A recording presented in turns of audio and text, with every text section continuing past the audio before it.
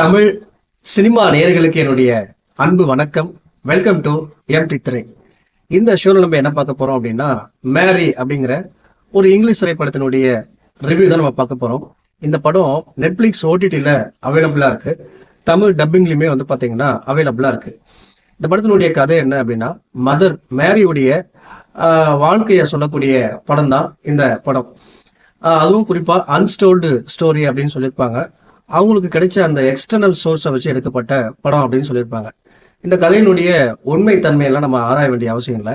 இந்த கதை படமா எப்படி வந்திருக்கு அப்படிங்கிறத நம்ம பார்க்கலாம் வாங்க. இந்த படத்தினுடைய ஆரம்பத்திலேயே ஜெய்சிங் ஹேன் அப்படிங்கிற ஒரு கப்புல காட்டுவாங்க. இவங்க ரெண்டு பேரும் பாத்தீங்கன்னா குழந்தை வரம் வேண்டி பிரார்த்தனை பண்ணுவாங்க. அப்போ ஒரு தேவதூதன் இவங்களுக்கு ஒரு குழந்தை பிறக்கும், அதை கடவுள் சேவை செய்ய நீங்க அர்ப்பணிக்கணும் அப்படின்ற மாதிரி சொல்லுவாரு. இவங்களும் ஓகே சொல்லுவாங்க. அந்த குழந்தை தான் பாத்தீங்கன்னா மேரி. ஸோ இவங்க பிறந்து வளர்ந்து பெரிய ஆள் ஆவாங்க. இவங்களும் கடவுள் சேவை செய்யறதுக்கு அந்த குடும்பம் அர்ப்பணிக்கும். அந்த டைம்ல பாத்தீங்கன்னா ஜோசப் அப்படிங்கிற ஒரு மேரி மேல பாத்தீங்கன்னா காதல் வயப்படுவாரு. இவங்க ரெண்டு பேரும் லவ் பண்ணுவாங்க. இவங்க கல்யாணம் பண்ணிக்கலாம் அப்படின்னு சொல்லி நினைக்கிறாங்க. இவங்க ஃபேமிலியும் அதுக்கு சம்மதம் தெரிவிக்குது. அந்த டைம்ல மதர் மேரி பாத்தீங்கன்னா ஒரு வித்தியாசமான முறையில கர்ப்பம் ஆகுறாங்க.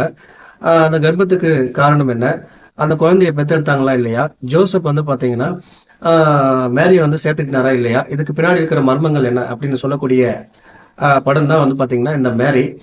இந்த படத்துல நாளைக்கு போன விஷயம் என்ன அப்படின்னா, இந்த கதைக்களம் பாத்தீங்கன்னா நமக்கு எல்லாமே ஒரு தெரிந்த கதைக்களம் தான். ஆனாலும் அந்த கதையை பிரசன்ட் பண்ண விதம் இருக்கு இல்லையா, ரொம்ப நீட்டாவே பண்ணியிருப்பாங்க. குறிப்பா 18 BC அந்த காலகட்டத்தை காட்டின விதமாகட்டும், நம்முடைய கண் முன்னாடி கொண்டு நிறுத்திருப்பாங்க.